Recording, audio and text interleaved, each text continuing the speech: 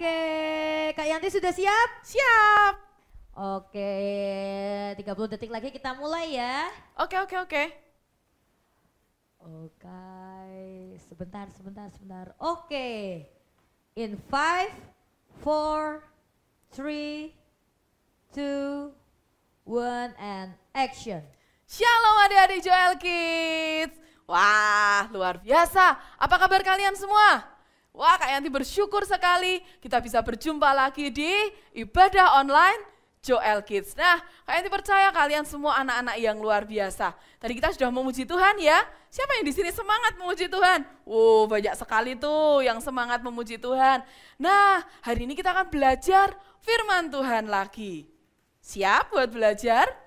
Siap semua. Nah, kita hari ini akan belajar apa, Kak? Kita akan belajar lagi salah satu lagi karakter dari Tuhan Yesus. Kita akan belajar minggu lalu kita sudah belajar tentang apa, ayo? Ada yang masih ingat? Ya, bersyukur, benar. Minggu lalu kita belajar apa? Taat. Nah, hari ini kita belajar satu hal lagi, apa itu karakter Yesus. Belajar apa ya? Kira-kira ada yang bisa tebak enggak? Kayak tadi tuh contohnya waktu Kak Tepi bilang, sebentar lagi mulai ya Kak. Kak Enti harus segera menyampaikan firman nih di ibadah online Joel Kids. 5, 4, 3, 2, 1. Apa? Harus apa? Iya, harus on time, harus tepat waktu. Nah, hari ini kita akan belajar satu karakter Yesus adalah tepat waktu. Nah, siapa yang di sini sukanya terlambat? Ayo kalau kebaktian. Ada Kak? Angkat tangannya mungkin di bawah gini ya, biar enggak kelihatan. Hari ini kita mau belajar sama-sama. Kalau Tuhan Yesus suka dengan tepat waktu, berarti Tuhan Yesus enggak suka dengan apa dong? Lawan katanya tepat waktu apa? Terlambat atau lebih cepat ya? Buru-buru, sukanya buru-buru. Apa-apa sukanya buru-buru. Oh, kayak seperti waktu lalu orang mau pergi ke suatu tempat, berangkatnya mepet adik-adik, ya kan? Terus dia nyetirnya buru-buru. Apa yang terjadi? Kecelakaan. Wah, enggak enak sekali ya. Nah, hari ini kita akan sama-sama belajar dari Alkitab ya, tentang 3 hal ini. Setuju? Siapa yang mau belajar? Angkat tangannya. Wah, semua mau belajar. Buka Alkitabnya semua, buka catatannya, kita akan tulis, kita akan bisa belajar lagi nanti ketika firman ini sudah selesai. Nah, yang pertama, sifat yang Tuhan nggak suka adalah buru-buru. Kalau tadi Tuhan sukanya apa? On time. Tuhan nggak suka dengan namanya buru-buru. Kita lihat di 1 Samuel 13 ayat 8 sampai 14. Kisah siapa ya di situ? Siapa? Raja siapa ini di sini? Raja siapa? Raja Saul. Nah, hari itu Raja Saul sedang memimpin bangsa Israel melawan musuh. Hari itu mereka sangat ketakutan. Mereka sangat takut, ini gimana ini kalau kita kalah, kekuatan mereka begitu kuat. Tapi hari itu Nabi Samuel berkata, Saul, kamu harus menunggu aku. Jadi sebelum perang, mereka harus berdoa dulu kepada Tuhan. Nah, di zaman itu berdoanya harus mempersembahkan korban. Mempersembahkan korban harus dilakukan oleh imam, ya. Jadi nggak boleh sembarang orang adik-adik. Karena Raja Saul ketakutan, orang-orang mulai kabur. Wah, aku lari aja lah daripada kita nanti kalah, daripada aku dibunuh. Kemudian apa yang terjadi? Raja Saul, dia langsung mempersembahkan korban. Dia enggak nunggu Samuel datang. Dia buru-buru udah, daripada dia ketakutan orang-orang pada pergi, dia yang mempersembahkan korban. Apa yang terjadi adik-adik? Selesai Saul mempersembahkan korban, Samuel datang. Dan Samuel berkata, apa yang kamu lakukan? Yang kamu lakukan itu menyedihkan hati Tuhan. Tuhan tidak suka adik-adik. Dan di cerita ini dikatakan, Tuhan sudah memilih satu orang yang berkenan di hatinya. Siapa dia? Daud. Karena apa Tuhan tidak suka? Saul nggak mau nunggu Samuel sampai Samuel datang. Sampai hanya Saul mengerjakan sebuah hal yang bukan bagiannya. Dan akhirnya hari itu Saul ditolak Tuhan. Kerajaannya tidak lagi tetap karena Saul buru-buru. Ada yang suka buru-buru? nggak di-prepare dengan baik, jadi buru-buru, seperti cerita Kak Enti tadi? Enggak ya, itu bukan karakter Tuhan. Karakter Tuhan bukan buru-buru. Yang kedua kita akan belajar sukanya terlambat. Apa? Terlambat. Ibadah tadi ya misalnya jam 7. Nah datangnya setengah 8 aja lah, nonton TV dulu, atau main game dulu Nanti sampai gereja udah firman gak apa-apa, gak usah ikut memuji Tuhan, capek, pegel-pegel nanti aku kalau memuji Tuhan. Terlambat sukanya. Kita akan belajar sama-sama ya. Yuk buka di Matius 25 ayat yang pertama sampai yang ke-13. Cerita apa ini adik-adik? Siapa yang tahu? Ayo. Tahu Pak semua pasti ya. Di sini diceritakan adalah kisah 5 gadis bijaksana dan 5 gadis yang bodoh.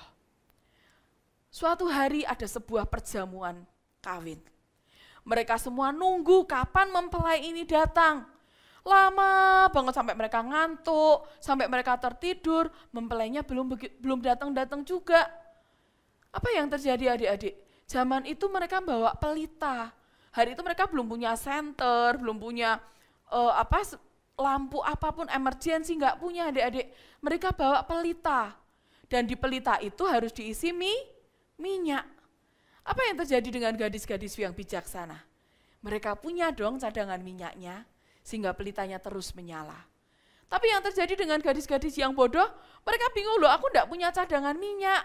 Gimana kalau pelitaku sampai mati, gelap semua ini. Zaman itu belum ada lampu ya, seperti sekarang ya. Mereka harus bawa pelita, jalan pun mereka bawa pelita. Kemudian yang dikatakan, yuk gadis-gadis bodoh ini mereka pergi keluar, mereka beli minyak. Tapi suatu kali ketika mereka sedang keluar, mereka lagi beli minyak.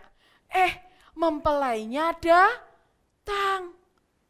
Wah, mempelainya datang, yang gadis-gadis bijaksana ikut masuk, ikut ke dalam pesta, pintunya ditutup. Yang 5 gadis bodoh di mana?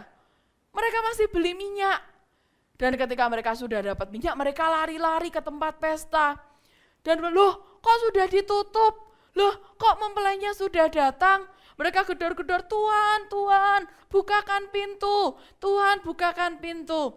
Bisa dibuka enggak pintunya? Enggak bisa adik-adik. Kenapa? Mereka terlambat. Mereka enggak lagi dapat kesempatan dibukakan pintu untuk masuk ke pesta. Karena mereka terlambat. Mereka enggak siapkan semua dengan baik. Hari-hari ini kalau kalian ke gereja, ayo bangun lebih pagi. Mandi lebih pagi supaya kita tidak telat datang ke gereja. Amin. Siapa yang mau tidak terlambat lagi? Tangannya diangkat semua. Jangan tidur malam-malam biar bisa bangun lebih pagi. Jangan sampai kita seperti 5 gadis bodoh yang terlambat sehingga kita tidak bisa masuk ke dalam pesta. Nggak mau ya, 2 sifat ini jangan ada dalam hidup kita ya. Sukanya buru-buru, kalau enggak dituruti marah. Atau yang kedua sukanya terlambat, santai, sudah mulai ya enggak apa-apa. Enggak ya, 2 sifat ini bukan sifat Tuhan. Tapi ada sifat yang ketiga, yang ini adalah sifat Tuhan banget. Apa itu? On time. Tuhan selalu bekerja tepat waktu. Kita buka sama-sama di Yohanes 2, ayat yang pertama sampai yang ke-11. Ada cerita apa di situ? Cerita apa? Yap, ada mujizat Tuhan Yesus yang pertama, yaitu air menjadi anggur. Hari itu ada sebuah pesta perkawinan di kota Kana. Ibu Yesus dan Tuhan Yesus juga diundang ke perkawinan itu. Mereka ikut ke pesta. Ketika mereka ada di pesta, pelayan-pelayannya mulai bisik-bisik, anggurnya habis, gimana ini? Zaman itu kalau lagi pesta kehabisan anggur, waduh yang punya pesta bakal malu. Mereka enggak bisa kalau enggak ada anggur. Setiap pesta harus ada anggur, itu tradisi mereka. Pelayan-pelayan ngomong, anggurnya tinggal sedikit dan sudah hampir habis, bagaimana ini? Apa yang dilakukan? Maria dengar semua itu, Maria dengar perkataan itu, dan Maria mulai noleh ke Tuhan Yesus. Ayat 4 Tuhan Yesus berkata apa? Mau apa ibu? Waktuku belum tiba. Padahal pelayan sudah berkata, anggurnya habis. Tapi Maria melakukan yang tepat. Maria berkata apa? Pelayan-pelayan, tunggu ya. Kalau nanti Yesus mengatakan sesuatu hal, lakukan itu. Lakukan aja. Mereka, oh ya bu, oke.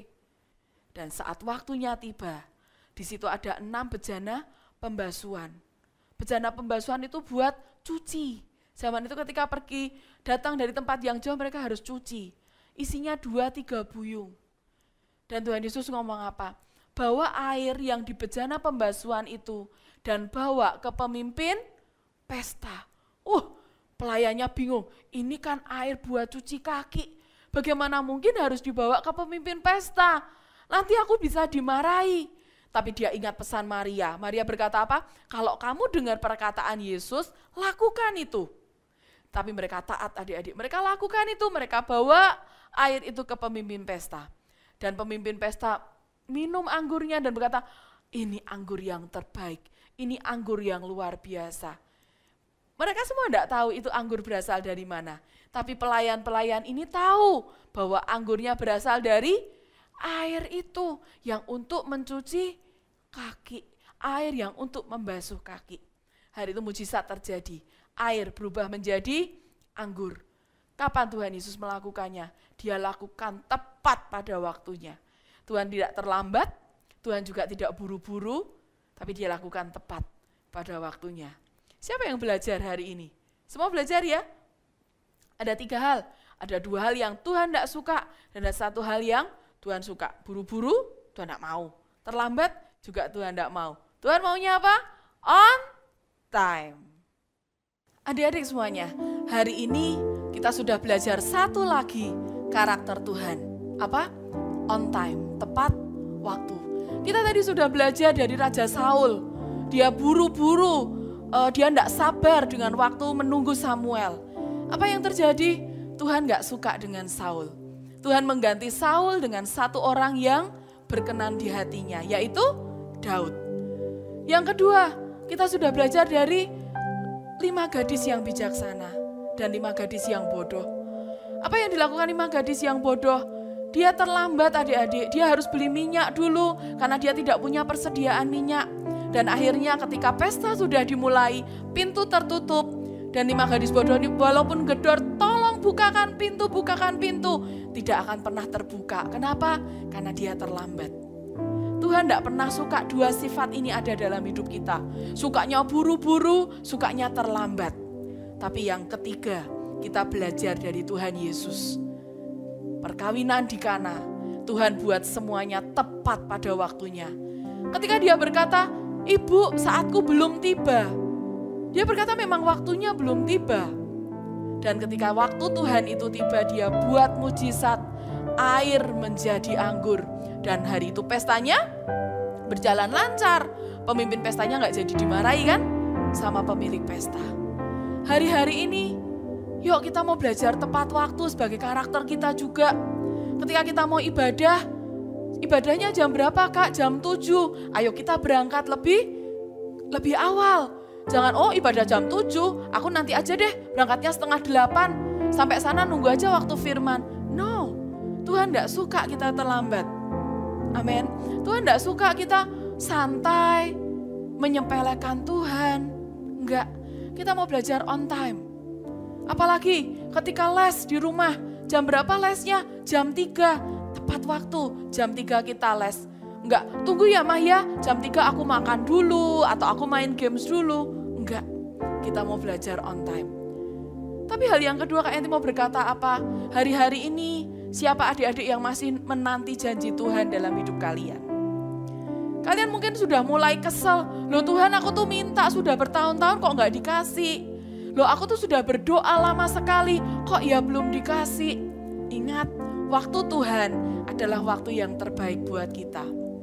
Ayat hafalan kita hari ini adalah Pengkhotbah 3 ayat 11a. Bunyinya apa? Tuhan menjadikan segala sesuatu indah pada waktuku. Betul?